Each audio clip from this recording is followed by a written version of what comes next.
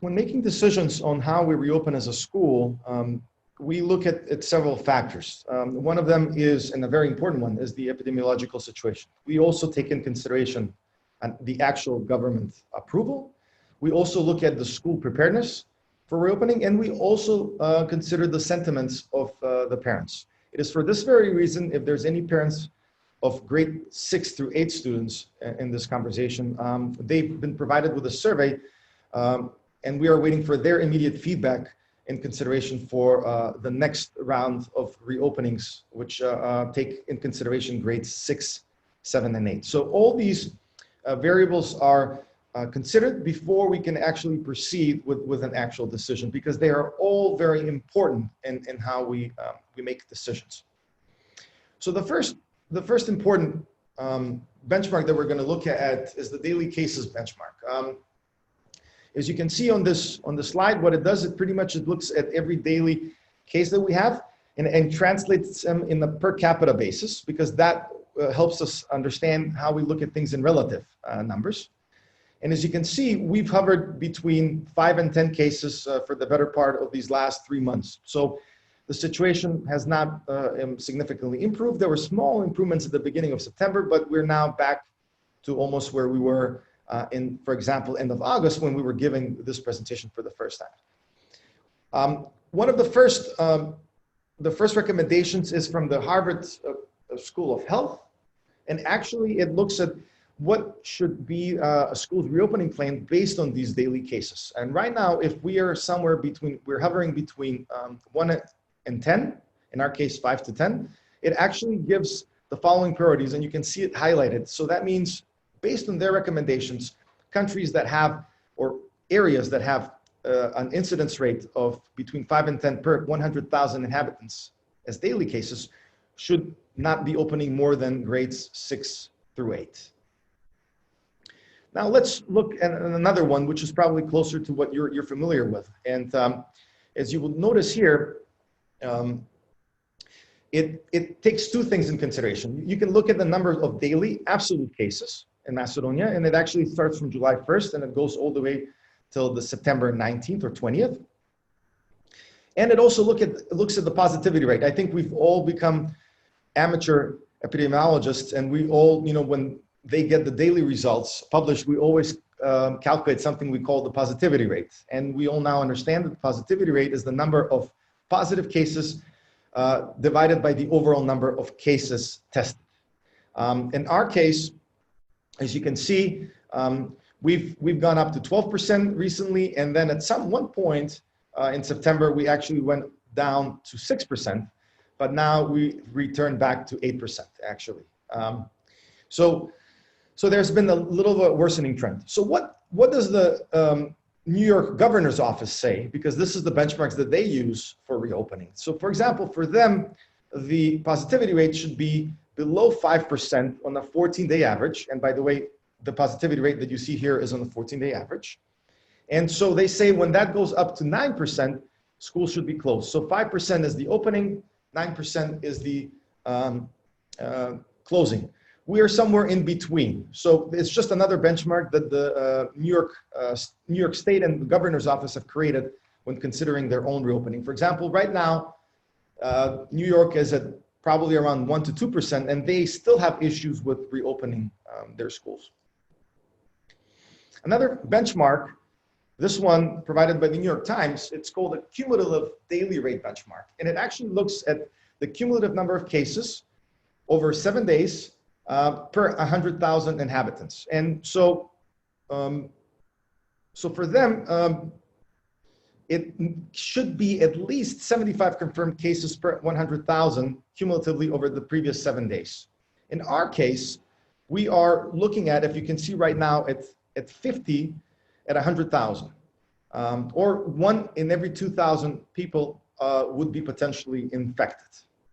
So we're actually meeting this criteria if we use as a basis. And that we've then extrapolated, what does it mean to reopen in such reality when looking at the probability? So, and I've already gone through this, but now I'm going to introduce the number of students we have in the elementary school and potentially in the middle school, grades 6 through 8, if we're to invite them back on campus. So if we bring everyone back, we're around 1,000 people.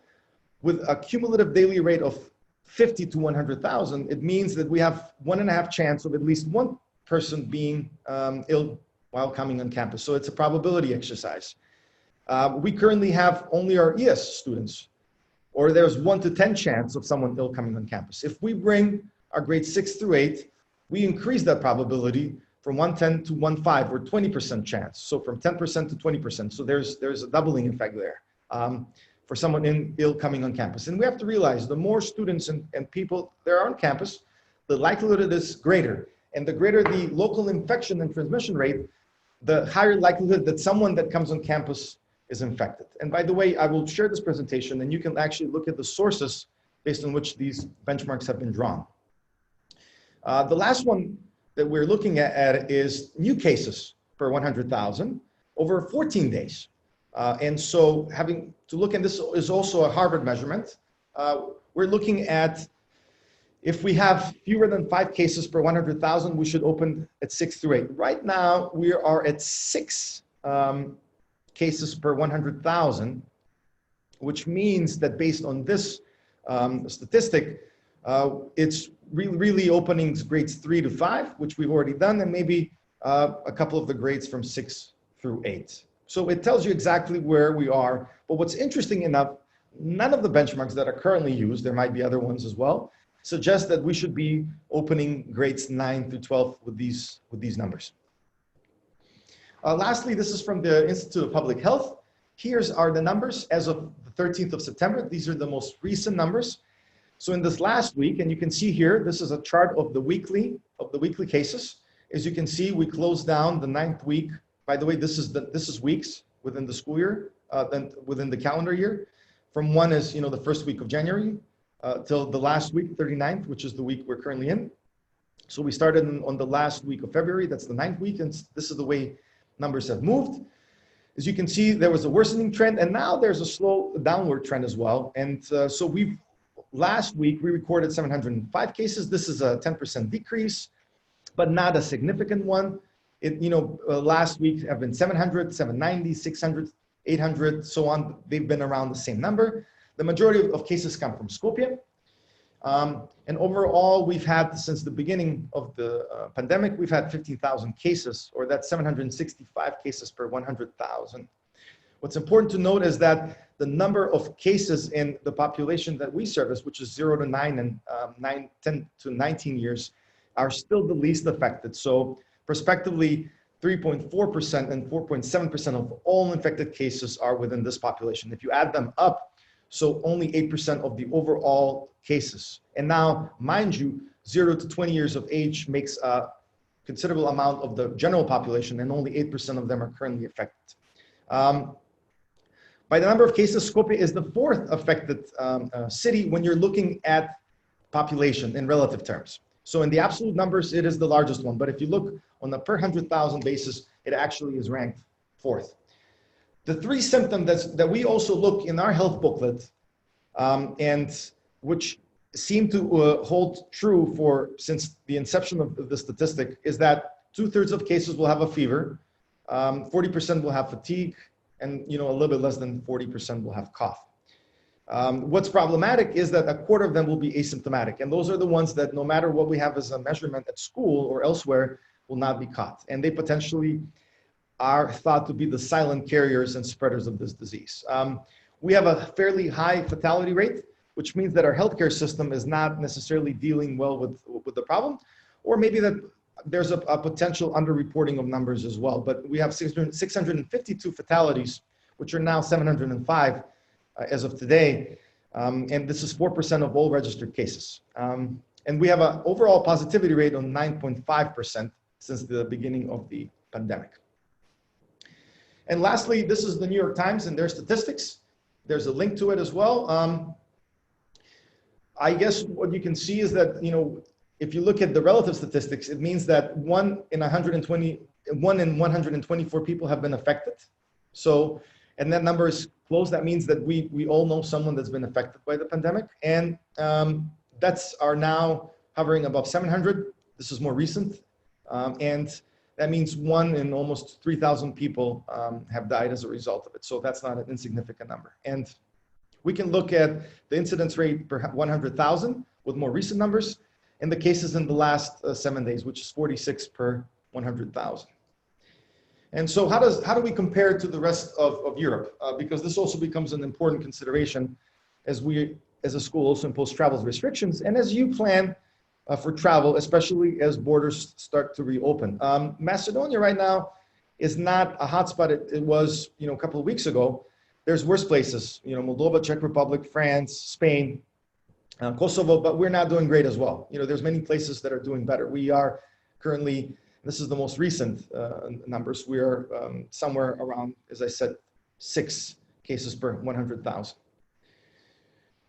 So that is my first presentation, and we will stop here.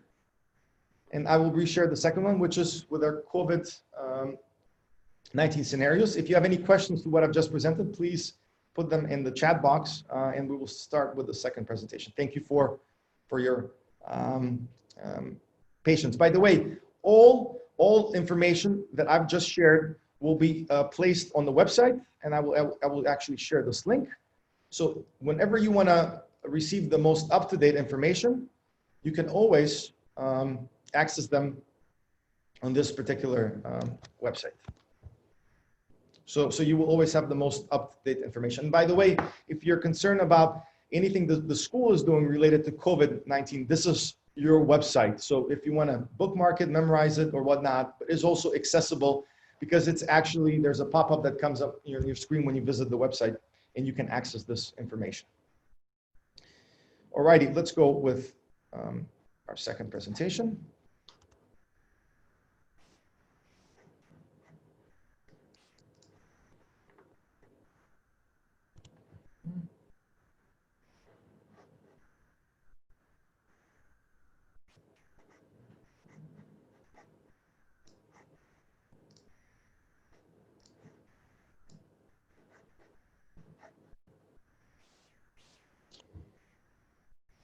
Can we see the presentation?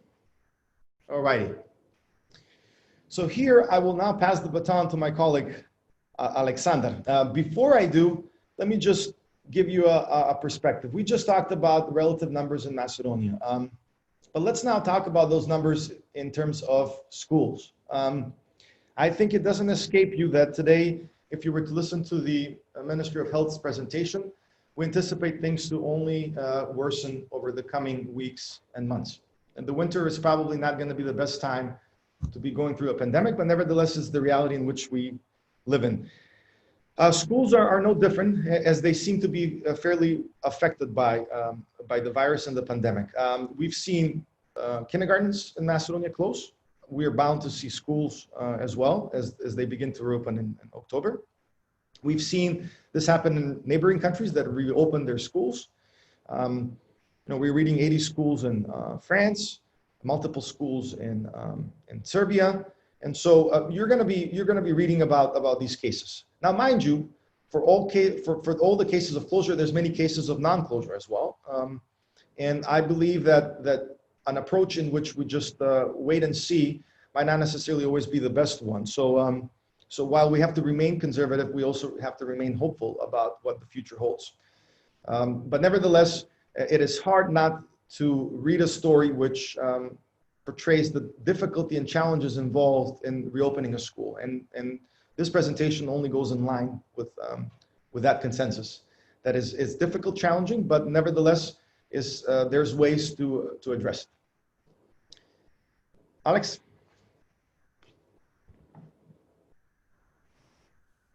Okay, good evening, everyone.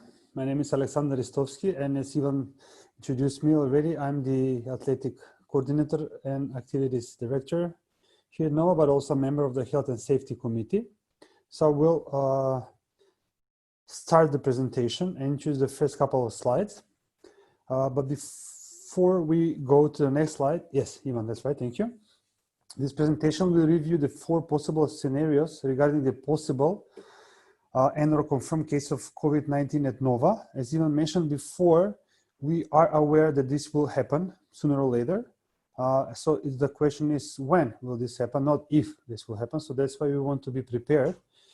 And in everything we do, starting from the creating of the reopening handbook and our reopening procedures and protocols, we use information and guidelines from reliable and trustworthy resources like Center for Disease Control and Prevention, World Health Organization, but we also use the experiences from other international schools.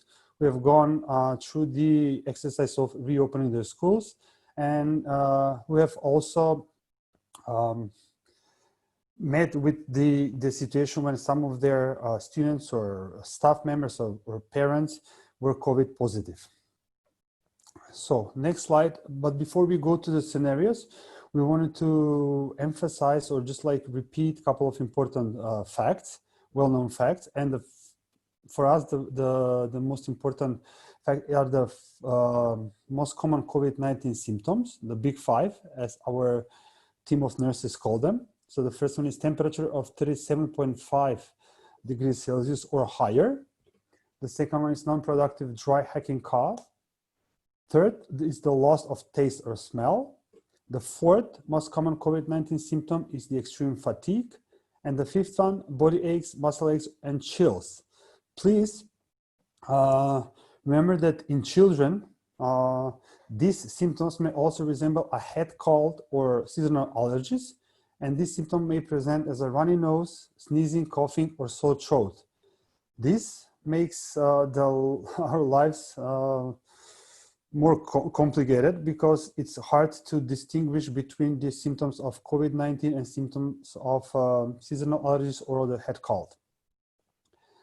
The second important kind of issue is the timeline of infection, and we use this representation to present the incubation period and the window of opportunity. And knowing that the incubation period is the time between the exposure to the virus and then getting sick. And as you can see, this can range from 2 to 14 days. It's typically 5 days, but it's never exactly the 5 days. It can be ranging from 2 to 14 days. And also we want to introduce the term window of opportunity. And the window of opportunity is the actually 5-day incubation period between, again, being exposed to someone with COVID and exhibiting symptoms. People are most infectious 1 to 2 days before showing symptoms and can be contagious, or they can infect other people 2 to 3 days before developing any symptoms. I believe that our head nurse, Ms. Sandy, will talk more about this later on, but still have this in mind and always refer to these graphics. Next one, Ivan, please. Okay, so when we talk about our scenarios and about the measures, the precautionary measures that we take, we always use these terms, close contact and proximate contact. So close contact is defined as a person who has been in direct contact. Direct means a contact less than 1.5 meters for more than 15 minutes. For more than 15 minutes with a person who is exhibiting symptoms of the virus and or has tested positive for COVID-19. So anyone who is in such a contact will be considered to be a close contact for our community. Proximate contact is someone who has been in the same enclosed space, like offices, like classrooms, like events, but were further than 1.5 meters away and for less than 15 minutes with someone who is positive for COVID-19 or who is showing symptom. So we make a clear distinction between a close contact and proximate contact. And whenever we consider the risk and then the measures that we will take for our students, for our staff, and for our parents, we refer to these two terms. Next one, please. And we have set a precautionary 14-day quarantine for two types of risk. Risk one, 14-day quarantine is required for persons who have traveled to a known high-risk area for COVID-19, but are not showing symptoms. So if someone decides to travel to high-risk area, then that person need to stay in 14-day quarantine after they come back to Skopje. And then for risk 2, someone who had proximate contact with a known infected person, but did not have close contact with the sick person, also need to stay in precautionary 14-day quarantine. And we have decided to be very strict with this precautionary 14-day quarantines and enforce them for our members of the community.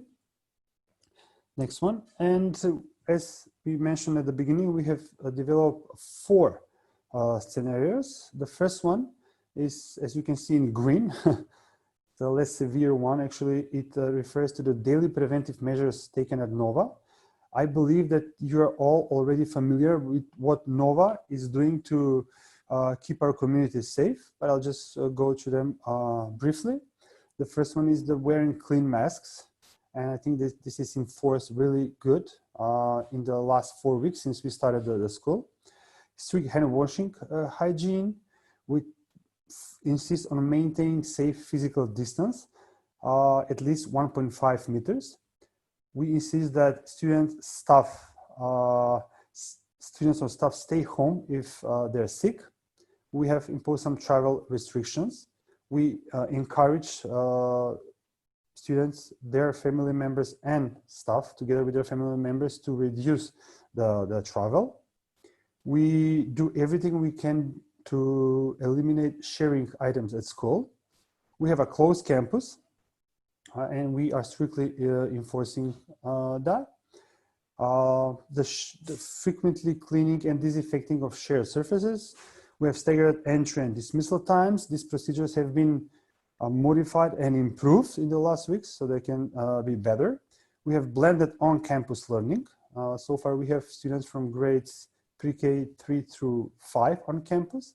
We have health booklets daily usage. This is an area that will have to be improved in the next couple of days before we start strictly implementing the rule of not allowing students on campus unless they have their healthy booklets with them. Daily temperature checks. We are limiting the crossing travel between the buildings, between the elementary and middle school and high school building. And the last one is the visitor screening. You know, that means if parents or students want to come on campus, they need to complete the COVID-19 re-entering questionnaire and then get an approval from the security guard that they can enter the campus. We did have a couple of cases in the past when we did not allow students to enter the campus because they failed to do this, and then we will continue sticking to this procedure. Examples, let's say a student comes on campus without a health booklet. So the first instance is that parent and our students will be given a copy of the booklet page to fill in for that day only. Next time, we'll be reminded to always bring the health booklet and not to leave it at school, because we are aware that some of the kids leave these health booklets at the school. And then as a last instance, that student will not be allowed on campus until a filled out booklet is presented. After the student repeatedly forget to present such a health booklet at entry. And let's say we have a student who is not following through on safety protocols and refusing to wear a mask or refuses to maintain safe distance. The first instance is to remind that student for our policies and protocols stated in the reopening plan. The second one will be to ask that student to visit our nurse or safety committee member. Then we will issue a behavioral infraction for repeated offense. And then at the end, if all these three do not help, that student will be sent home and then asked to obey the rules and follow the procedures and protocols for the next time. Any questions until now for this? You can put in the chat, as Ivan said. Thank you very much. And now I'll give it to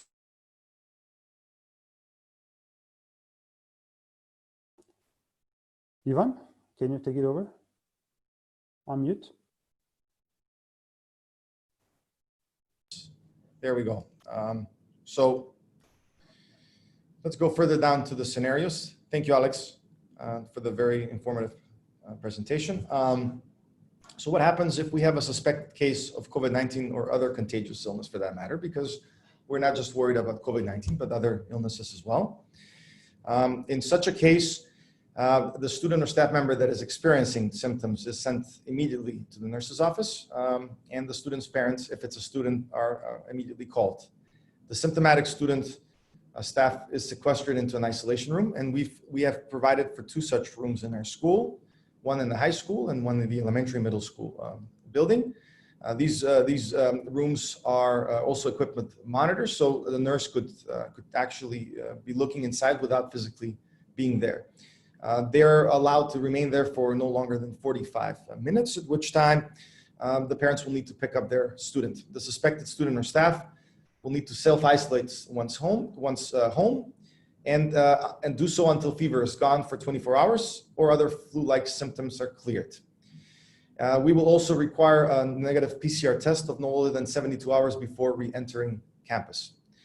All classmates and staff who had proximate and/or direct contact with the suspected student staff member will remain in school per normal. That means as long as the student that's suspected but is negative through the PCR test, that means that all these contacts are not considered dangerous. They have no potential for illness until this particular case is confirmed as such, and only then will they be considered close contacts, and we will go to the level 4 response, in which I will present shortly. So here's an example. We try to help you visualize. So we have a student in grade 4 that develops flu-like symptoms. The teacher in that grade level immediately sends the student to the nurse's office. Student is triaged, parents are contacted, and student goes into the isolation room to be monitored until parents arrive. Parents will then pick up the student and also any siblings as well. They will schedule PCR testing. We will also try to provide some slots potentially for PCR testing of student and siblings and potentially the whole family.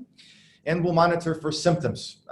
Students and siblings will go into quarantine until test results are received or for after 24 hours after symptoms end. Remember, this is now a scenario in which we think it could be potentially COVID-19, but as we're entering flu and cold season, it potentially could be anything else. And so we don't want to necessarily assume, but we want to be safe. Once the PCR test is negative, the student and siblings may return 24 hours after symptoms have ended, or, and that PCR test should not be older than 72 hours before returning to campus. If the PCR test is positive, then we actually go again to level 4. So what is level 3? As you can see, the colors become darker and more ominous. So this is where a NOVA family member tests positive, not a student. So the student or the family notifies the nurse and we need to be notified immediately so we can take precautionary steps. And you can do that by nurse@nova.edu.mk, but you can also do that by phone. And so that there's a positive PCR test within the family of the student. The student staff members whose family member is positive will be required to stay home and self-isolate with other family members for minimum of 14 days. And this also applies to other close contacts. So other family members, relatives, friends that have come in contact and are considered close contacts. And Alexander explained what is meant when we say close contacts. They should also be isolated. Student staff may return to campus after receiving no appearance of symptoms for 14 days and have a negative PCR test that's not older than 72 hours before returning to campus. So let's look at another example. In this case is the mother of a 6th grade student that has tested positive for COVID-19. So we expect and hope that the parent will notify immediately the school, and they will either notify the nurse, and the nurse will then alert the CMT and specifically the Health and Safety Committee. If the student is at school, they will immediately be sent home to begin their 14-day self-quarantine with other family members. Student can only return after 14 days with a negative test and in good health, and PCR test is needed within 72 hours of coming back to school. Now, this is very important to note. Close contacts of students do not need to be quarantined. So, because the student is considered a close contact, but everyone of his close contact is considered a proximate contact or a contact of a contact. That means other students within that grade level will not be isolated. They can remain and continue going to school.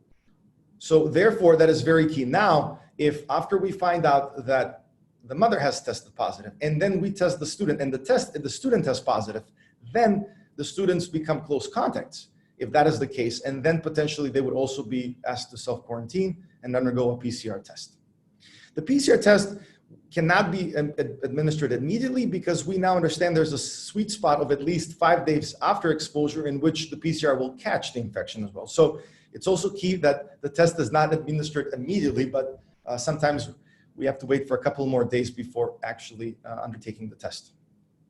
If student develops COVID-19 symptoms and tests positive for COVID-19, then the school will move to level 4 response scenario.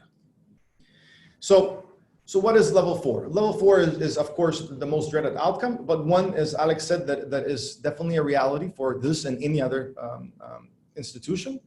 We've seen this, many of our counterparts in the CISA region that reopened and they've seen cases. So therefore, it's not just a question if, but how we treat such cases. So that's very important, and that's why we're having this presentation now.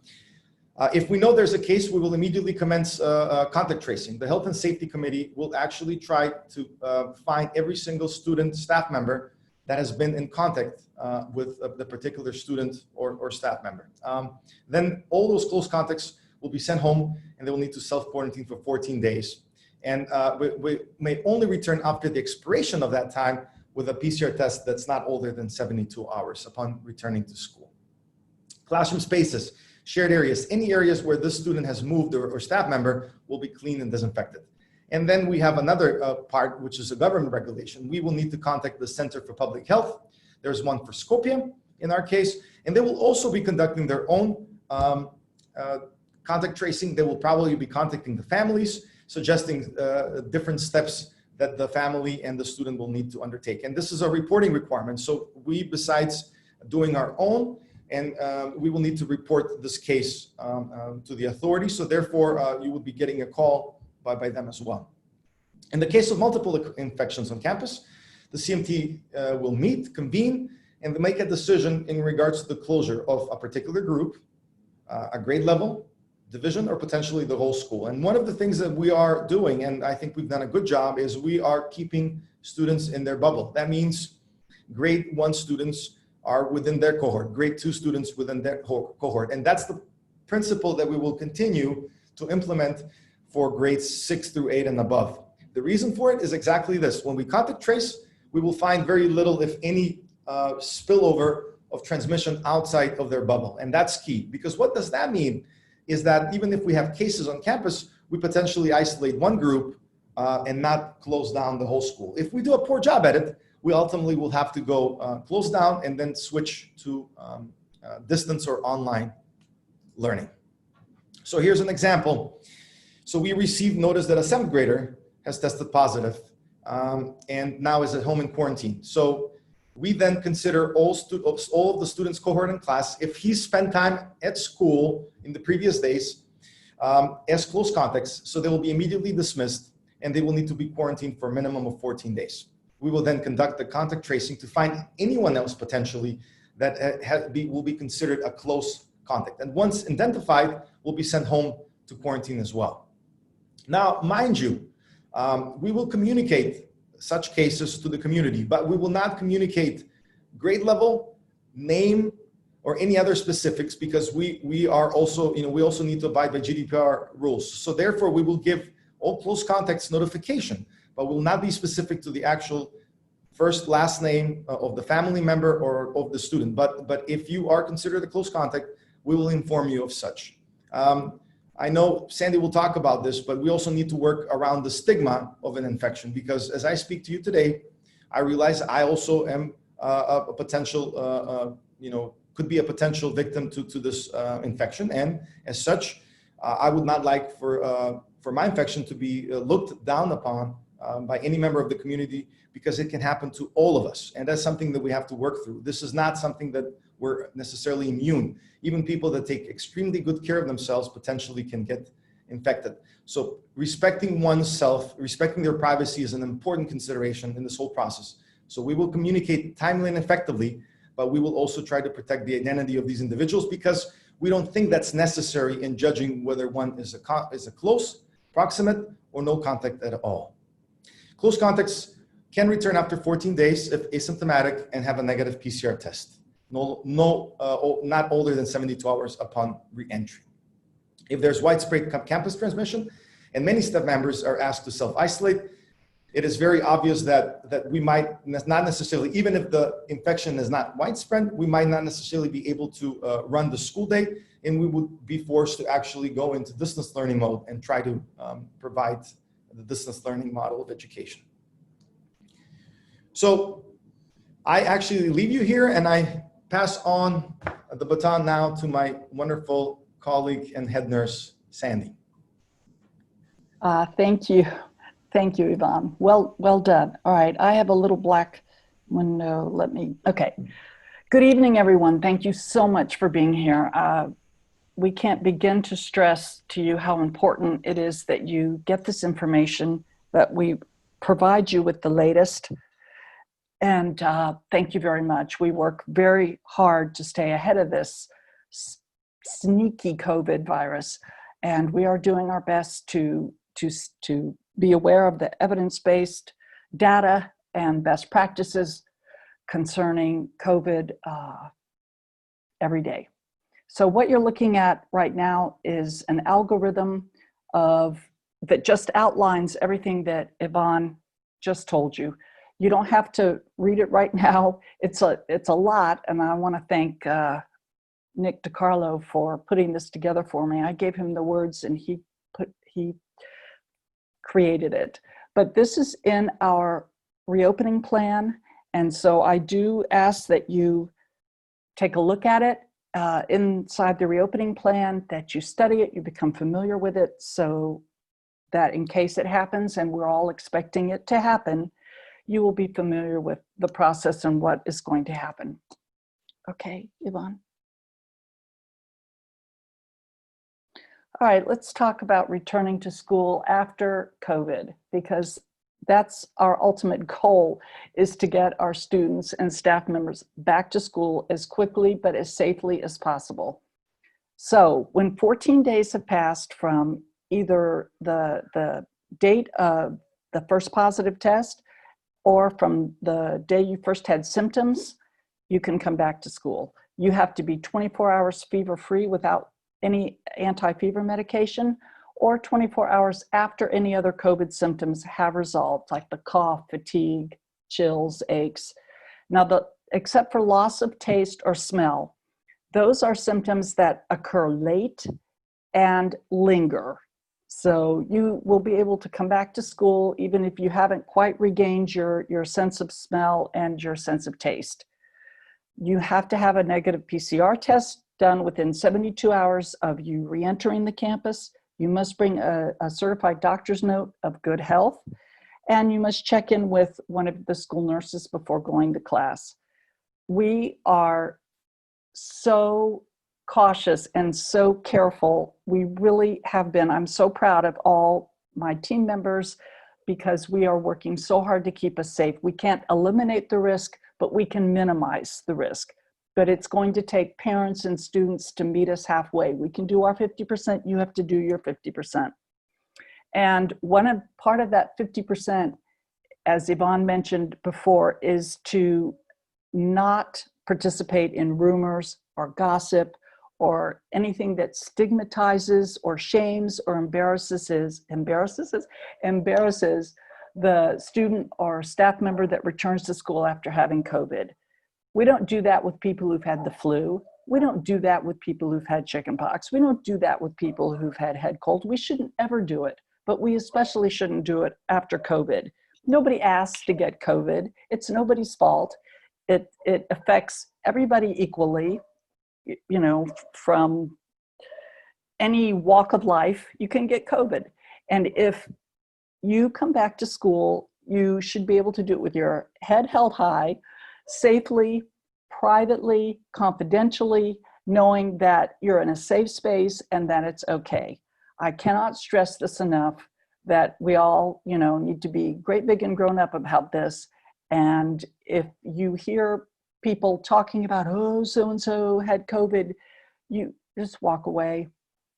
And please don't participate in that, all right? This is how we keep our community safe. This is just one other way we keep our community safe. Okay, Yvonne. Now, here's a popular one. If you should travel to a high-risk country or region, this is what's going to happen. Now, how do we determine if where you traveled is considered a high-risk area? We use, the New York Times has a global map that shows current data from the last 14 days, trends in a particular region. And we also use the CDC's global map. It's an interactive map. You click on the country and it'll tell you if it's high risk, low risk, if travel's recommended or whatever. And I can tell you right now that pretty much Europe is all, we're considered a high risk area, especially the Balkans. So if you choose to travel, and we're asking to please try not to travel outside of Macedonia, because when you leave the country, you are increasing the risk of being exposed to COVID. Anyway, when coming back from traveling, you will go into a precautionary quarantine that Saleh talked about earlier, mandatory 14-day quarantine upon returning to Skopje. You must have a negative PCR test performed and get the results within 72 hours before returning to school after your self-quarantine period ends. If an immediate family member in your household has traveled, dad's gone on a business trip or whatever, and comes back, you as the student have to stay in 14-day quarantine. And if you have not developed symptoms, if you're feeling well, we ask you to get that negative PCR test within 72 hours before you come back to school, and then it's safe for you to return. And we will be in dialogue, constant dialogue with you, communication through emails, phone calls, all of that. So there will be a lot of talking back and forth. We aren't just going to leave you out there high and dry. We're in this together. So all students and staff members who have returned to North Macedonia from traveling, and this includes family members too, must notify the school nurse and security at least 24 hours before returning to school. There's the online questionnaire that you have to fill out, and you have to be pre-approved to enter campus. You just can't show up and go, hi, I'm here. No. You have to fill out the online questionnaire and be approved that you get the A-OK that it's safe for you to come back to school. Okay. All right, so just some other brief COVID considerations. Saleh and Yvonne both touched on this, that we consider your privacy and your confidentiality rights very, very important when it comes to who needs to know that you have COVID or who needs to know that you have a family member that has COVID. So we function on a need to know notification system. We are only going to be in contact with people that absolutely have to know, like other close contacts when we're contact tracing, that kind of thing. We will not just freely give out the information. It's nobody's business. Okay, we're very, very keen on that. We are required to follow the Center for Public Health's protocols and algorithms regarding confirmed or suspected cases of COVID-19 on campus. So not only do we have ours, but we also follow the government's. And I'm happy to say that we are very much in line with what the CDC recommends, with what the World Health Organization recommends, Johns Hopkins, Harvard, we're right in there, and with what the US government recommends. So have no fear, we're on top of this, at least we're trying. So parents, you've got to please fill out your child's health booklet every day before you put them in the car and come to school, or you put them on the bus. All right, we are in our 4th week of school and we're still having kids showing up without a booklet or with a booklet, but nothing's been filled in. This is where we have to be in partnership to keep your child healthy and safe. You have to stop, look, read in the morning before you come to school for that day, answer the questionnaire, take a minute to think about it, check your child's temperature, write it in at the top of the day that you're coming to school, and please your child should have that booklet open to the page and in their hand and open to the page when they get out of the car or when they get out of the bus or when they get off their bicycle. And then you show it, it'll be shown to the person that's at the turnstile, and we will make the decision, get your temperature checked before we allow you to enter the building. This virus has complicated everything. It is affecting every aspect of our lives, but it's also a strong reminder that we're in this thing together. And I love this drawing because on the far left, you have one dot. One dot stands for one person. And look, one person potentially can infect 3 others. They potentially infect about 10, 20 others who continue to infect even more and more and more and more. So we kind of sink or swim together. We've done a great job at school, keeping everybody safe so far because we are conservative, we are strict, we are cautious, and I know that that's the right way to go, without a doubt. We're on the right side of history here for that. So thank you very much. And now I think we can take questions. So thank you, Sandy, as we end the presentation, we also today are reminded of a grim achievement. After 6 months, we've just hit the 30 million mark in cases. Case in point with the little spreading tree of the disease. We're also nearing 1 million deceased. And we also have now just reached 200,000 in the United States as well. So while it's been 6 months, it has done a lot of damage, and it's changed the way of we function and live. But we've also been able to adapt, find ways forward, try to address. And so I remain optimistic that regardless of all the difficulties and challenges, there's much to remain hopeful, and that ultimately this has an expiration date and that will prevail. But unfortunately, there's still some way to go until we get there, which means that there's still many considerations, including the continued education of your children that needs to be, take center stage. And we can't just hope that the pandemic goes away. We have to find ways to function and go forward, even within these not so great circumstances. So I see a couple of questions. I will stop sharing. Daria has asked a couple of really good questions. I will try to address them, and then others from the CMT can join as well. She questions about what is the logic behind the health booklet. And what we did is we looked at studies which show that when parents, and especially this was at hospitals, not just schools, when members in the hospital community check their symptoms, but not just check them nonchalantly, but every day ask the same questions, am I feeling this, if I'm feeling that? That in itself provides another level of safety and a reminder whether someone should or should not come to school or in a hospital or any other high-risk environment.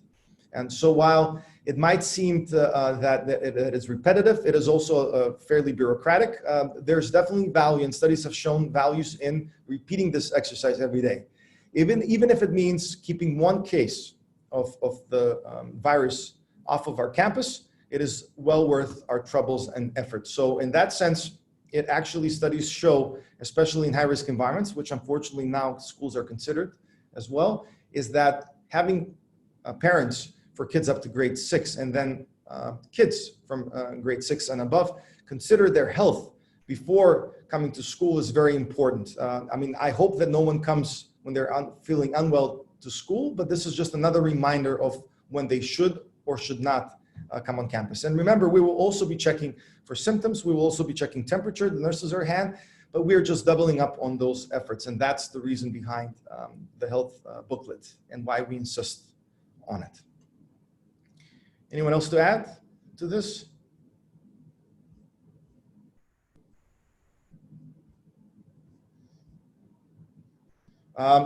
Kostadinka asks that the presentation is based on numbers from the last 2 weeks. Correct.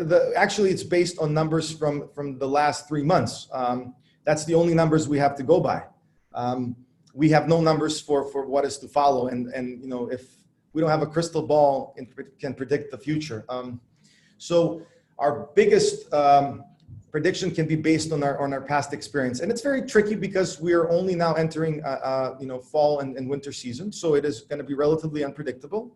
And if any of these world institutions, the WHO and the CDC are anything to go by, we are probably looking at a very difficult fall and winter season because many things will overlap, from the fact we're going to spend a lot of time indoors to the fact that the weather is going to get colder. Cold and dry air propagates this virus much easier than hot and humid. Actually, I mean, if you go into the scientific part, it's just that the way we expel our aerosols from our mouth within a dry and cold environment can be propagated for longer, and they can survive outside of our mouth for much longer.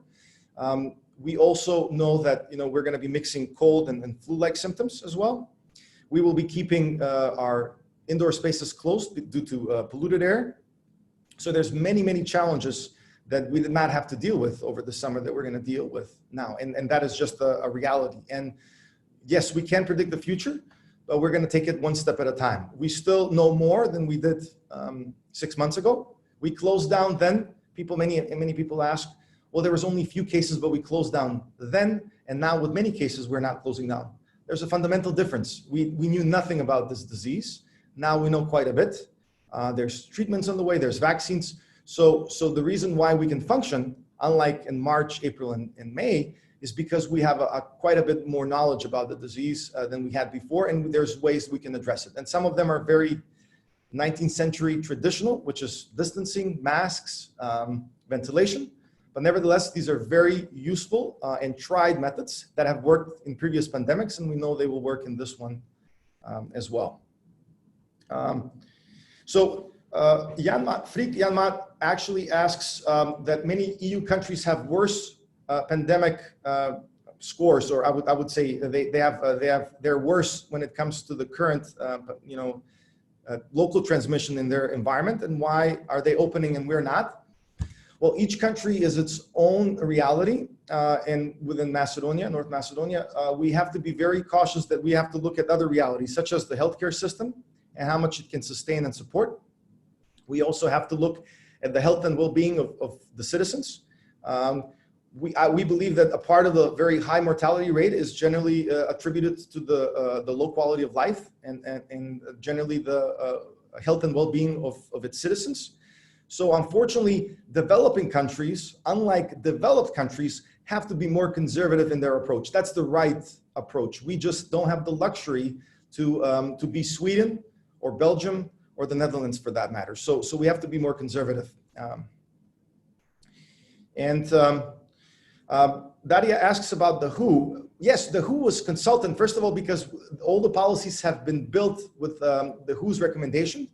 Plus, we also have to follow government protocols, and all government protocols have been built by the World Health Organization recommendations. So everything that you read through our reopening plan really has the World Health Organization's recommendations. And by no means do I want to disregard the World Health Organizations, but we've used other sources as well, because the WHO has sometimes been slower on deciding on approaches than some other organizations.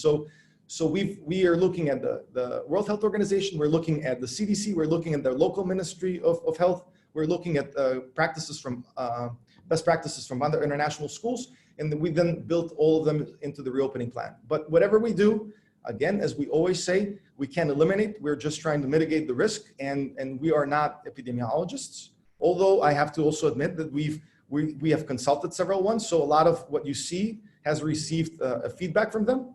And so therefore, we can only do what is the most tried and best efforts that we have available at the moment.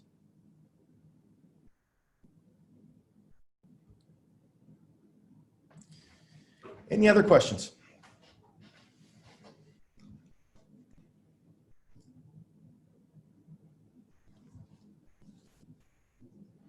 I can't believe that we're going to end right at 8 p.m. So, I mean,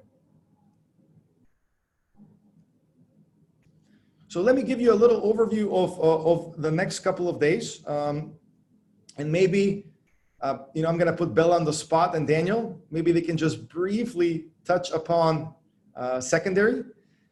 So our big consideration right now is, what do we do next? So the numbers that you've looked at with the epidemiological situation are the numbers that we're going to be considering, as well as the CMT. Tomorrow we have a meeting in which we will process the survey data from parents from grade 6 through 8. We're also going to look at the epidemiological numbers, and we're going to look at school preparedness. We, or you already know, have the government approval to open for all grades up to grade 12. But at the moment, we don't think the preconditions have been created, especially for high school students, due to a variety of reasons, starting from the sheer number of students to the fact of how they move, interact, and generally what studies say about transmission and infection in this age group as well.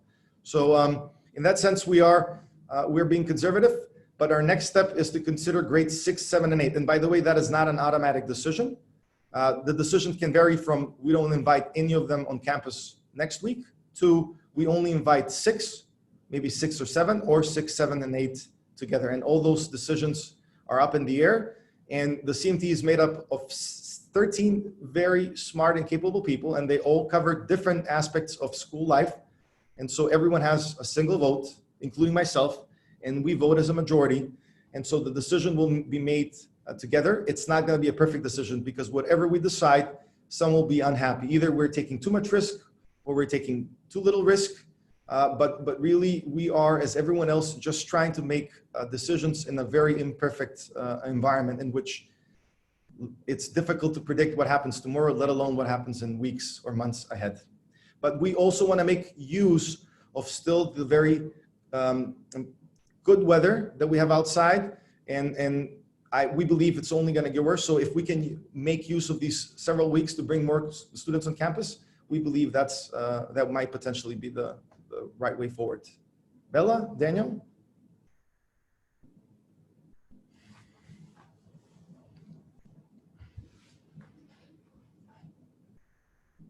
All right, so Bella is signaling. Daniel? All right, good evening, everyone. So first off, I want to say thank you and well done to everyone who has put in the work to create the presentation and to go over the discussion topics that we've gone through this evening. With regards to the plan for reopening the secondary school, I think as Ivan has shared, the comment that we need to stress is that this will be a staggered approach and that the measures we take will be based upon our level of certainty and comfort as we look to what would be involved in inviting each age cohort into the building. And there are a number of concerns relating to, as Ivan has mentioned, movement through the facilities, as well as available faculty and things like this. So our plan in the near future is to announce the decision with regards to 6, 7, and 8. If you have children in 9 through 12, please be patient with us as we work to come to an answer for that age cohort as well.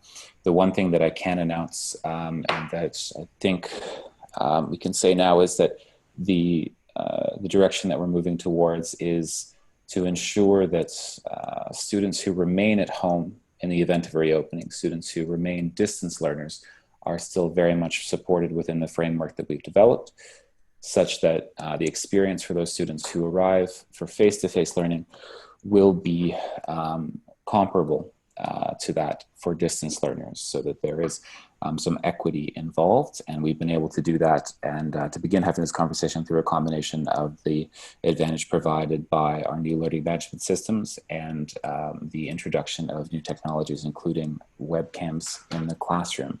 All of this is still an ongoing process, but the end result we're hoping will be a well-functioning system that accommodates both those students who decide to remain at home and those families who decide to send their children in if and when opening the all grades of the secondary school becomes an option. So can I chime in? Yeah, of course, yes. Okay, so I apologize, but I was muted by the host. So just as a segue, because we are a mixed group, I recognize certain names, and I can see that we do have quite a few parents of what we are now calling upper secondary, 9 through 12, or the high school population. So as Daniel mentioned, we are not making this decision lightly. Epidemiologically, we're not making it lightly, but also in terms of providing a high quality education for all of our learners in secondary is a priority for us as well. So although the first group that we are considering returning, which again is a decision that will be made, and it might be made for them to return starting on Monday, it might be made for them to return starting somewhere else in the week, or we might wait a week. So these are all relevant considerations that you should take away from us in tonight's meeting. But it's important to bear in mind that our goal is to improve our distance learning model continuously, because we are aware that a big part of secondary, 9 through 12, will remain on the distance learning model for a while. So we've made sure that their feedback is included in all of the decision-making processes that we engage in. Currently, we have one timetable. We are looking at improving that timetable. Whatever decisions we make about the way in which they move through their day and the way in which the classes move through the week will have to be made for all 6 through 12, because as you are aware, we are very much one school, and not only do we share faculty and resources such as physical spaces in the event of us returning on campus, we also want to make sure that for students who have siblings throughout different components of secondary, in the event of returning on campus, they would be able to arrive together and leave together, which is again very important, both epidemiologically, but also in terms of mental health. So none of these decisions are made lightly. As Ivan mentioned, these are decisions that we spend a good deal of time weighing out. But our goal will always be to ensure that our students are supported in the virtual classroom and continue to be so, should they not be able to return on campus, either due to the fact that we won't be able to have them on campus or because parents are making a family choice in terms of them staying at home. Thank you, Bella. I see a little exchange first in terms of how the decision is made. So Sandy, we're having a meeting tomorrow, so I haven't attended the CMT meeting where this decision has been made, so I don't know where you heard this. But yes, we're discussing grades 6 through 8. And then a parent said, well, the deadline for the survey is Friday. We generally collect most of the data in the first couple of days. And by the way, although we are going to be discussing the decision on Wednesday, the final decision is made on Friday. So except if we see a serious different trend by parents, we're going to consider that whatever input we have by tomorrow is if it shows us a very clear trend of what will follow on Thursday and Friday. But the decision itself will be announced to parents in the community on Friday. So even if we're considering it on Wednesday, mind you, Thursday, we might have a case on campus, and suddenly whatever we decided is a CMT on Wednesday is no longer holds true. It's thrown out the window, and we have to make another decision on Friday. Remember, this is the world in which we live in. We make decisions for which we take weeks to make, and then in 24 hours, they're disregarded. And I will remind you, we went through this lengthy process of government approval to only find out the day of Friday, the day before the weekend we were to reopen, that the government has reversed the decision and they created a new process, and we had to actually go back to the drawing block and do it all over again. So it's just one of those years. So tomorrow we will discuss, we'll probably have a tentative decision, and by Friday we will announce that decision to the community. So survey results will be taken into consideration. But remind you, they're not the only set of data that we're looking at. We're looking at the epidemiological situation. Let's assume that it worsens significantly in the next couple of days. That might reverse our decision as well. So it's important to note that whatever decision we make, it's probably not going to be perfect, but it's going to be as close as possible to what we have in mind in terms of data and reflective of best practices of other schools going through the same processes as we are.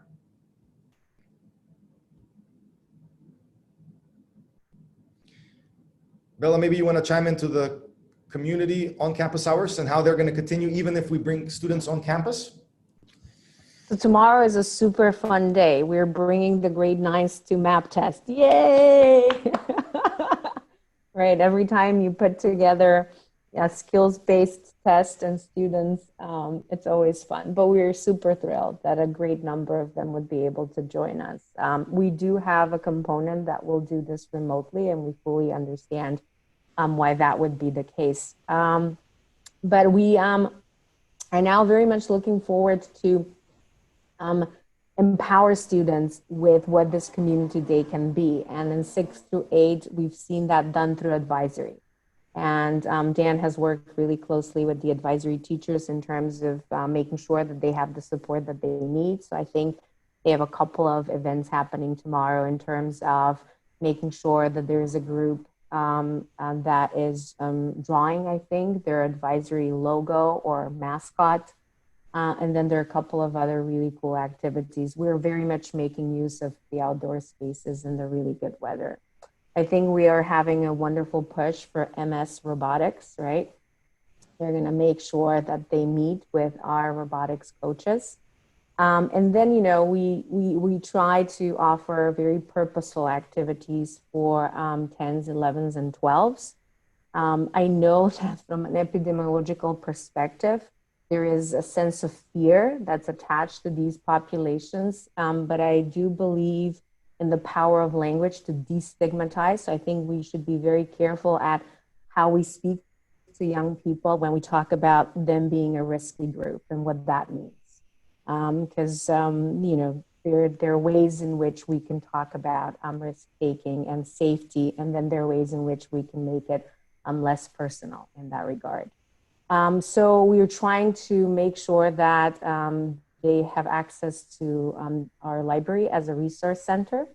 And in the DP, we have students meeting with their mentors for the internal assessment, which is a very big component of the IB. So we are making sure that there is something for everyone. And I wrote in the chat if there's a possibility for us to continue to keep them in some way as we move further into the reality of you know, the blended model, we will continue to incorporate the Wednesday Community Day in some fashion.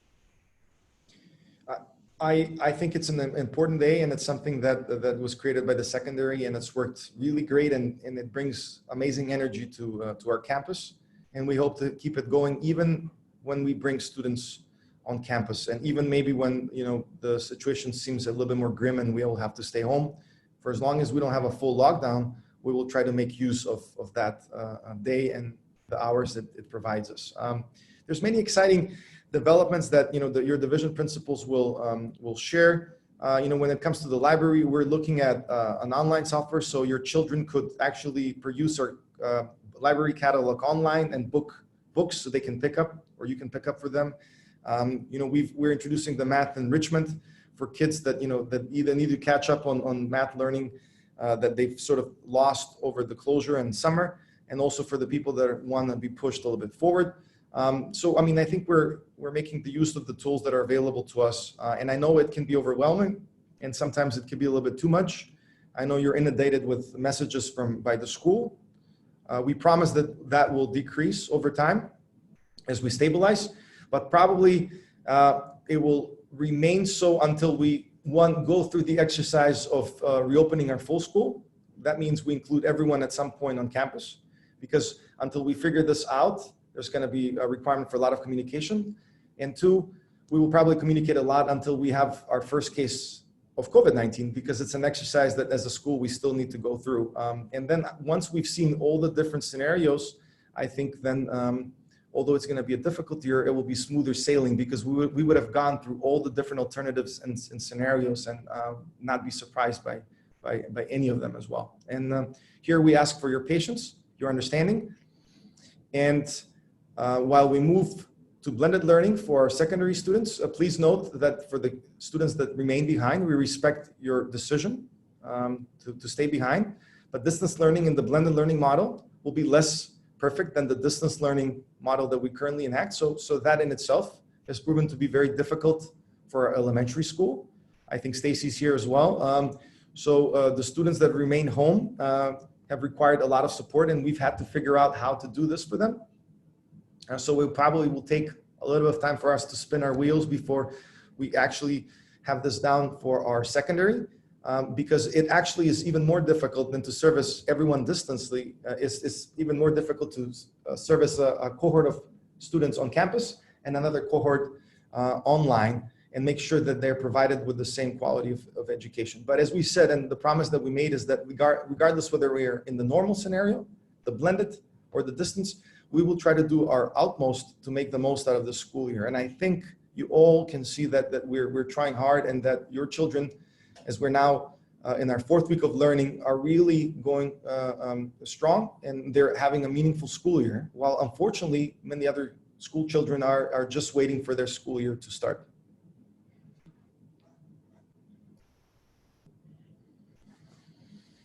Thank you all for the positive feedback.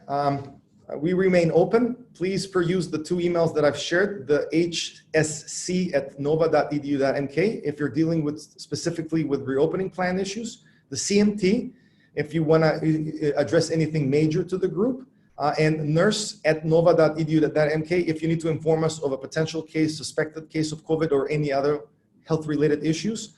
We really depend on your information. And I'm going to say this as well. If you know of a particular behavior or of a family or anything else that you feel would be of significance to the community and to protect the well-being of the community, it is not inappropriate to share that information. Now, we have to separate gossip from truth, but if that information is significant and relevant to us, please share it so we can make sure that everyone remains healthy and safe. So I thank you very much. I wish you a good evening. Thank you to the lovely CMT team and Health and Safety Committee team. It is a pleasure to work alongside. It's made my life easier, and I'm looking forward to a more positive discussion. So we will have this format soon enough, hopefully on another topic that's not COVID-19 related. And plus, I thank Stacy and Bella for providing many community meets where parents and students can discuss other relevant educational topics. Bye.